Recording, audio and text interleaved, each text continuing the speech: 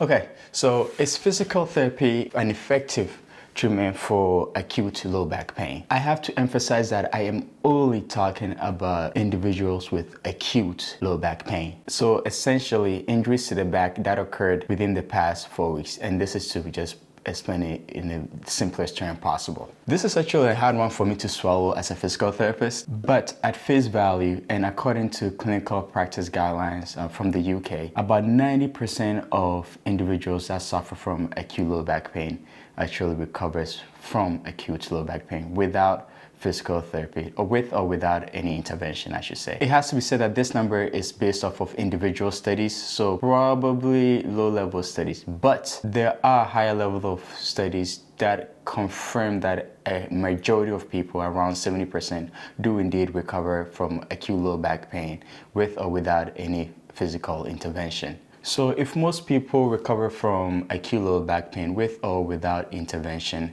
then what's the point of me as a physical therapist? Without delving into the mechanism of injury and whatnot, let's just go through the bare minimum that a physical therapist, and now that you're watching this video, that you should do to make sure that you are indeed part of the majority that recovers from acute low back pain. So the reason why you want to make sure that you're part of the majority that recovers from acute low back pain is because statistically speaking, chronic low back pains is actually one of the most debilitating conditions to deal with. And fortunately for us, there are certain predictors and indicators of individuals that are more prevalent to transition into chronic low back pain if things are not taken care of appropriately while they're in the acute stages. So what are these predictors of individuals that would transition into chronic low back pain if things are not taken care of appropriately? I'm going to mention a few of them, and if there's some that I missed, feel free to comment down below. So one of the first known predictors that I want to talk about is fear avoidance behavior. And this can be a bit muddy to navigate around because in one sense, it's logical that you want to protect your back when you are injured. However, it becomes a bit more worrisome and you start to shift it closer to the fear avoidance model when you are letting that stop you from living your life. So you won't do anything at all that may or may not involve your back, but you anticipate that it will injure your back or make things worse. So I hope that makes sense. It can be a very muddy area to navigate. So if it doesn't make sense, comment down below and I can elaborate a little bit more. The second predictor is stress level. How stress can be a huge factor in people's recovery and in people's mental state.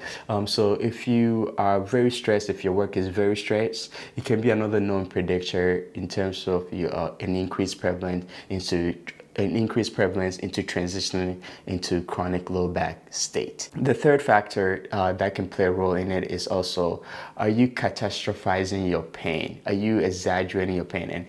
And again, this is another one that can be very hard to navigate around because it's hard to communicate across to you that you're catastrophizing your pain without losing confidence in me, or without you thinking that I'm not taking you seriously. And in most cases, I try to be careful here in terms of patients that I sense are catastrophizing their pain. I just make a mental note of that without necessarily communicating that, but I understand where they're coming from. Because at the end of the day, I'm not so sure if it matters if I communicate that. My job is to make sure that I instill a sense of belief that their back is not as bad as it may seem. I hope that makes sense. And then the fourth factor is sedentary lifestyle. If you have a sedentary lifestyle, that in general will play a role in how fast your back will recover, and if anything,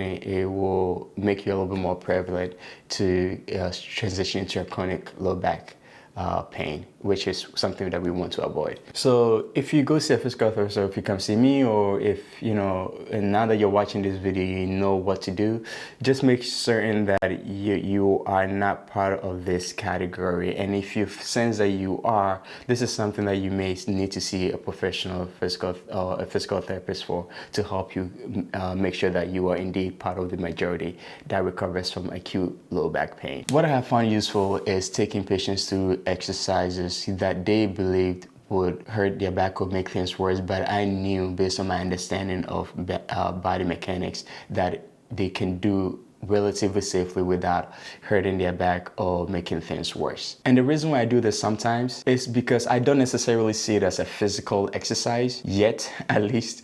In a sense, it is more of a mental exercise to improve their mental state and their overall well-being. And this is essentially me doing my part to make sure that they are part of the majority that indeed recover and eliminate any chances of them transitioning into chronic low back pain. Because in all seriousness, chronic low back pain can be extremely debilitating.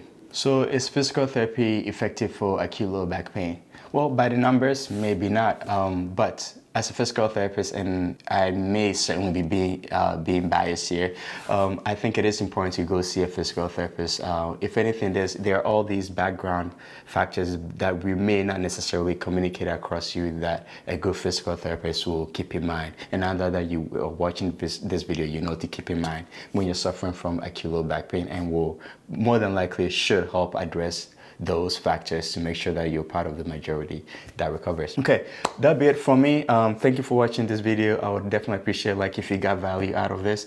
And of course, I would love to see you back here again, because I'm trying to build an awesome community that cares about their well-being and the human body. So I'll see you in a few days.